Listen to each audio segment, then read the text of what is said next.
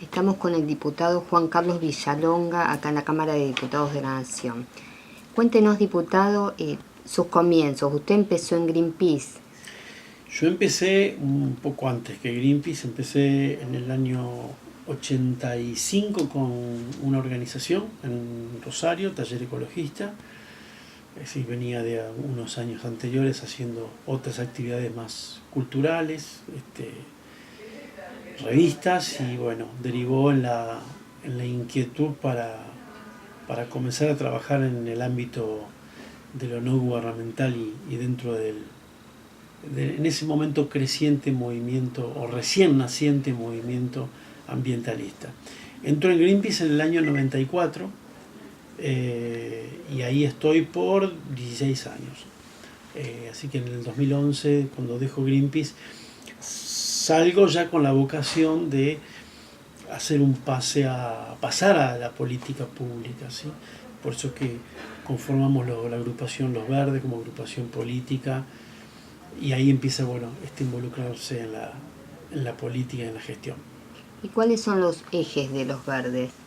Bueno, a ver, la agenda verde no es una agenda como algunos pueden creer o sospechar que es monotemática. Por supuesto que el tema ambiental es importante porque lo que hace la agenda verde es fundamentalmente discernir o tratar de diseñar la política de desarrollo que nos lleve a ese tan deseable o lugar aspiracional que es el desarrollo sustentable, que es aquel desarrollo que nos va a permitir satisfacer necesidades presentes sin comprometer en términos ambientales la capacidad del planeta para poder satisfacer las necesidades de las generaciones futuras, es decir, sin deteriorar la base de recursos naturales que nos permite darnos desde agua, alimentos, todo lo que hoy necesitamos para vivir y para tener la calidad de vida que deseamos. Entonces, la política verde procura justamente encontrar ese camino de desarrollo no destructivo, en oposición a la manera tradicional de entender el desarrollo, donde lo ambiental solo aparece como una variable a veces incómoda, a veces una limitante desagradable, y mientras se la puede ignorar, se la ignora. Entonces, un poco esa es la visión economicista tradicional o desarrollista tradicional. Entonces, lo ambiental está en el eje en la medida en que está en el eje la búsqueda de un desarrollo compatible con la naturaleza. Desarrollo que obviamente implica los valores de generar una economía que nos dé bienes y servicios, ¿no? O sea, una economía que tiene que funcionar, no preservar la naturaleza tan solo por el hecho de dejar de respirar prácticamente, no.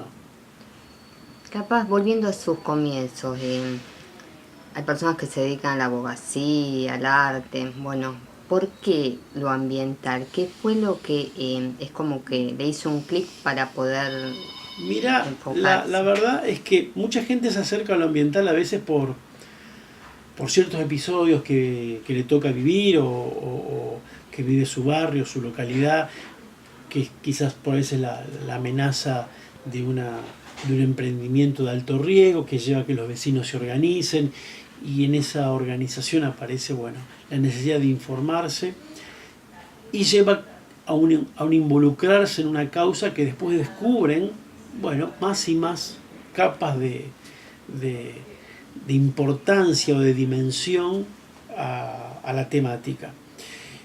Otra gente también, porque a veces ve cosas en la televisión o lee que le impactan y la sensibilizan y se acercan a la causa ambiental, entre comillas. Yo la verdad es que tuve más que nada una aproximación muy, como te digo, política, porque veía que lo ambiental permitía hacer una crítica muy precisa y muy profunda de lo que se llama hoy el modelo de desarrollo. Puede sonar como ambicioso lo que digo, pero la verdad es el debate actual. Quizás sonaba ambicioso o pretencioso hace 30 años atrás. Hoy el mundo está discutiendo cómo nos encaminamos hacia ese modelo de desarrollo, cómo vamos hacia esa economía verde, que es esa economía que va a poder incluirnos a todos, darnos, como te digo, los bienes y servicios que esperamos que una economía nos dé, pero además que tenga en cuenta los límites del planeta, cómo hacerlo sin destruir. Y esto es lo que están discutiendo hoy, te diría, las grandes corporaciones. Hoy se discute en los ámbitos, en los más altos ámbitos a nivel gubernamental, en la comunidad internacional, Naciones Unidas, en el foro de Davos. Es decir, estos temas hoy están sobre la mesa. Hoy el Papa te habla de estos temas.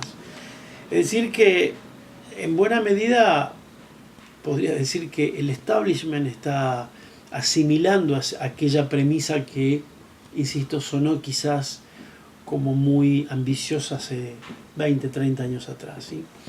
En el año 92, cuando se acuña el concepto de desarrollo sostenible, se sabía que era un concepto aspiracional, un concepto que había que llenarlo de contenido. Bueno, estamos atravesando una etapa donde se sabe que no hay mucho tiempo por delante para seguir demorando el dotar de contenido a ese concepto. ¿Cuál es la economía? ¿Cuáles son los sistemas de producción? ¿Qué podemos hacer y qué cosas no debemos hacer para acercarnos a ese desarrollo sostenible o esa economía de la sostenibilidad, economía verde?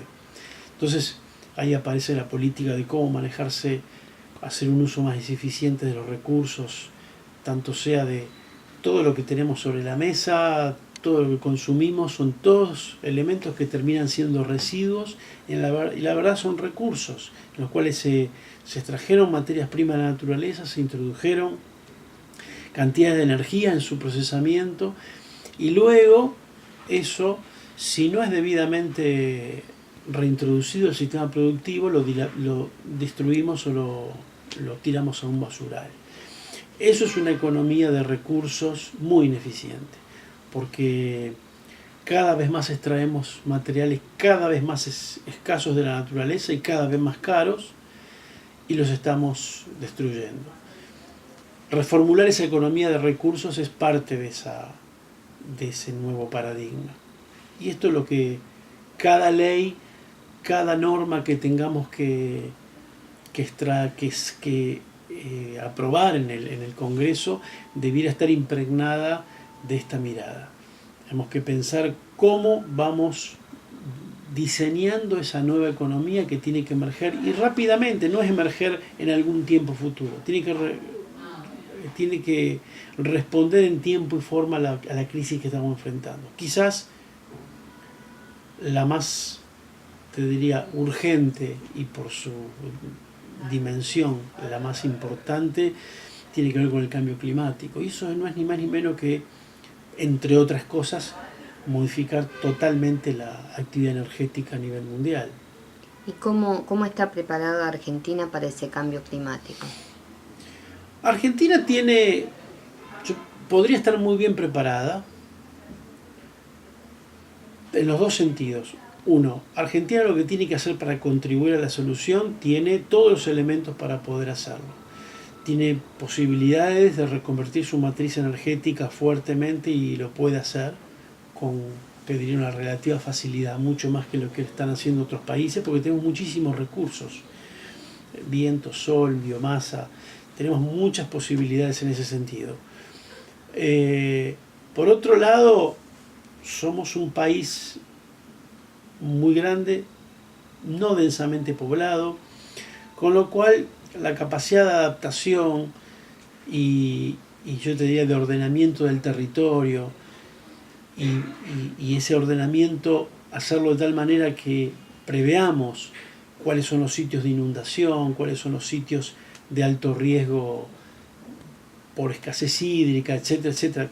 Los temas que van a venir en las próximas décadas. No estamos hablando de situaciones futuras e hipotéticas. Estamos hablando de las situaciones que vamos a vivir nosotros y van a vivir completamente nuestros hijos.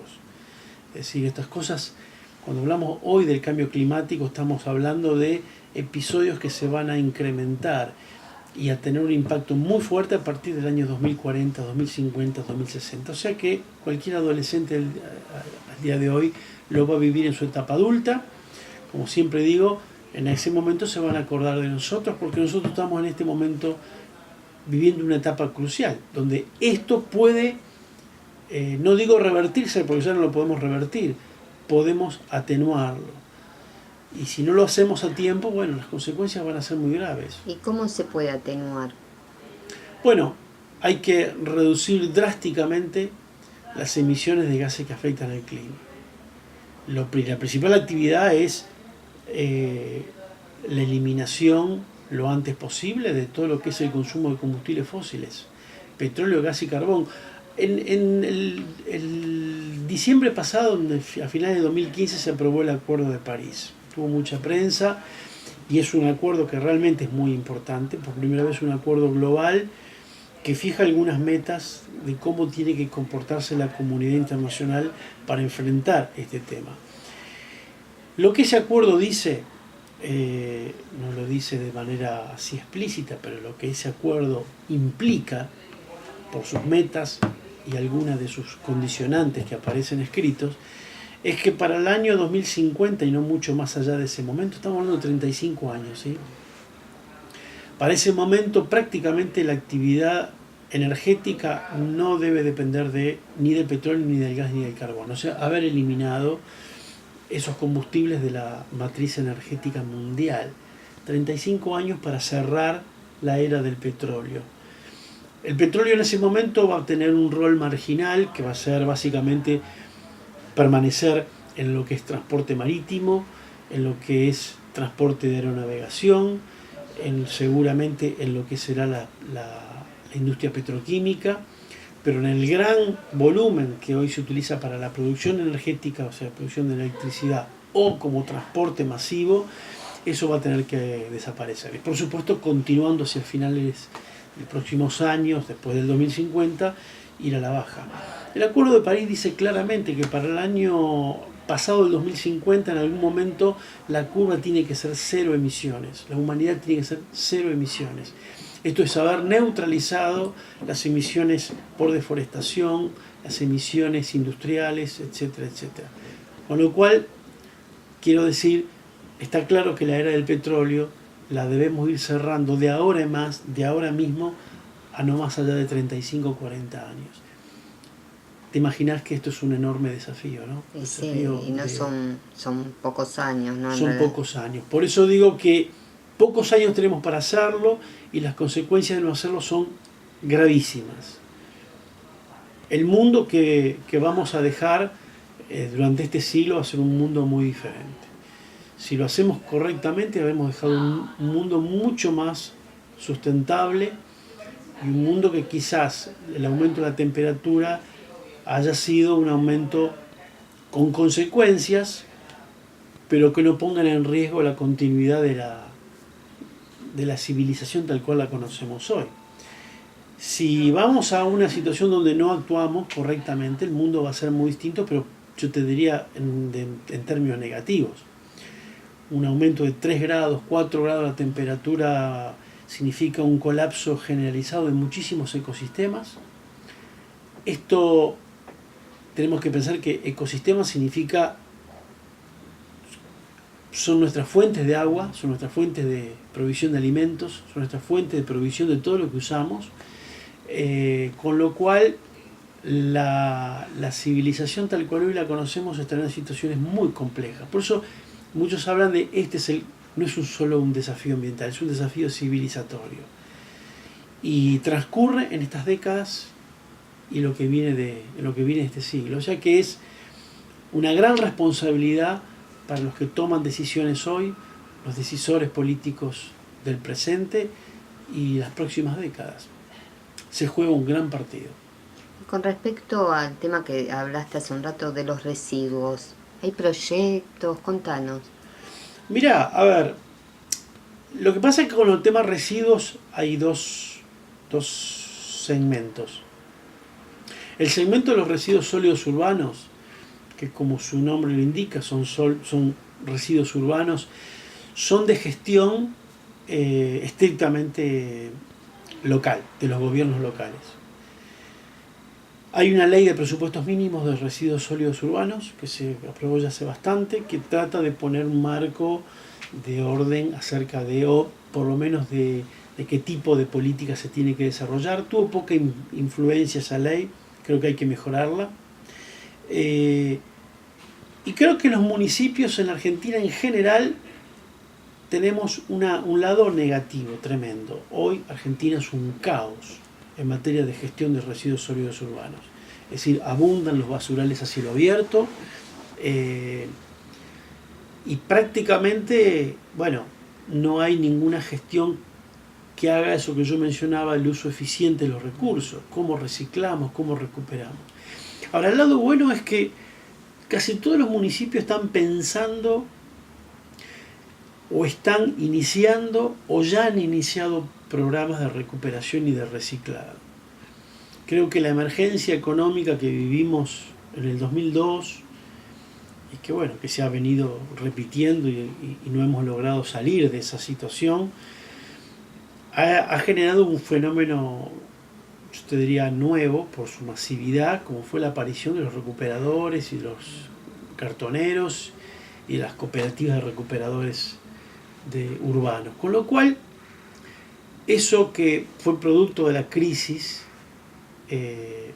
también muestra de manera muy palpable que allí, en esos residuos que estamos sacando a la calle, hay un valor económico y que hay allí potencialmente toda una industria que puede ponerse en marcha, que es la industria del reciclado. Si hacemos las cosas bien y no de manera desprolija, de manera informal, de manera riesgosa para la gente que lo está haciendo, si formalizamos todo eso, tendremos un nuevo segmento de la economía con nuevas inversiones, con nuevos puestos de trabajo, que es toda la industria de la recuperación, la clasificación, el reciclado, vidrio, cartón, plásticos, papeles, madera, metales de todo tipo. Todo eso son circuitos que se tienen que generar para volver a poner esos productos otra vez en la fabricación y que vuelvan a ser nuevamente utilizados. Esta es la verdadera dimensión del reciclado. A veces el reciclado se lo toma como una práctica casi escolar, ¿no?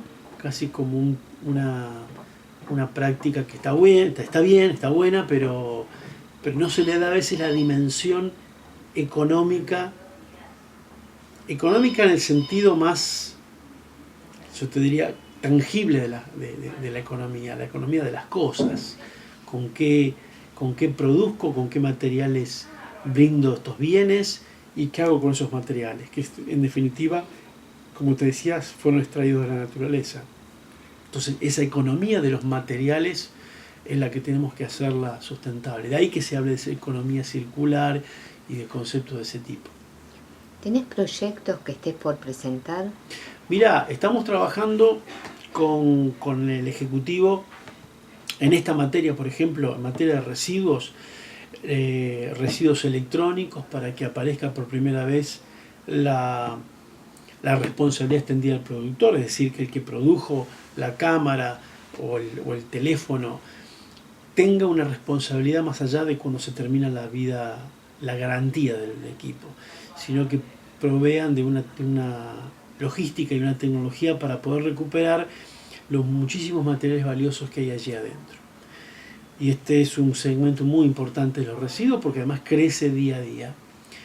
Y allí no solo hay materiales valiosos, sino que además hay materiales tóxicos que mal dispuestos al final de su vida útil generan contaminación.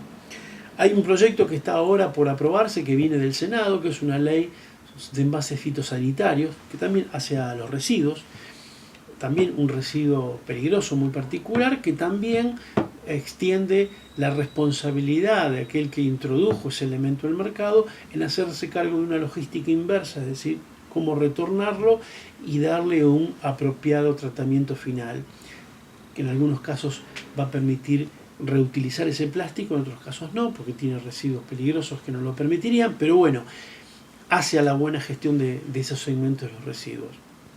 Estamos viendo el tema de residuos orgánicos, es decir, el tema cómo lograr una mejor gestión de los residuos no se resuelve con una sola normativa. Quizás puede ser con los residuos de, como te decía, sólidos urbanos, pero después hay un montón de residuos, como te digo, electrónicos, fitosanitarios, envases, requieren de algunas medidas en particular. Sobre todas ellas estamos conversando con el Ejecutivo para presentar estos proyectos. Creo que en los próximos 4 años tienen que Argentina dar un salto en esta materia. Desde tus comienzos, ya terminando la entrevista, desde tus comienzos al hoy, ¿qué inventario sacás? Mira, el inventario es, yo te diría, positivo por el lado que creo que, un poco lo decía antes, creo que hay una etapa que yo ubicaría ya por los años 80, que era una etapa en la cual se confrontaba con el poder político. El poder político negaba la agenda ambiental. Es decir, la agenda ambiental era una agenda que te decían pertenecía a los países industrializados o los países ricos, no era para un país como Argentina. Era una agenda que te decían eso viene para mucho más adelante, o incluso, bueno, la típica, era una agenda encubierta de la izquierda, si el que era denunciado era de derecha, o al revés, era una agenda de Estados Unidos de la derecha, si el quien denunciábamos era alguien de izquierda. O sea, te digo, esa es la reacción del mundo político, o del establishment, por decirlo como te lo dije antes, frente a la agenda ambiental. En los 90 es cuando la agenda ambiental salta a niveles de legitimidad, a niveles altísimos.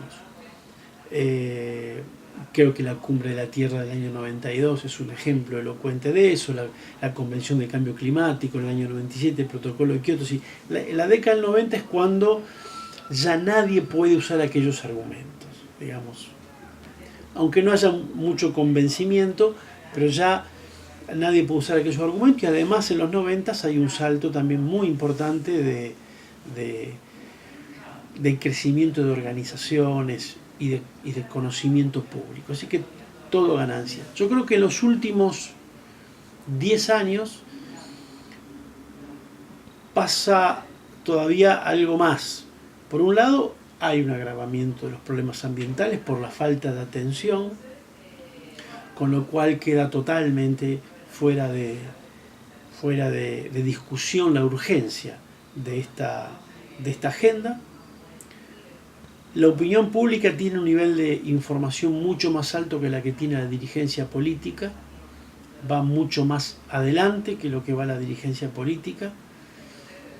Y creo que también durante los últimos 10 años, y te menciono del año 2000 para acá, por decir algo, también hay un fenómeno que es importante, la aparición de Internet, digamos. En ese momento el acceso más sencillo a caudales de información que hubieran parecido imposibles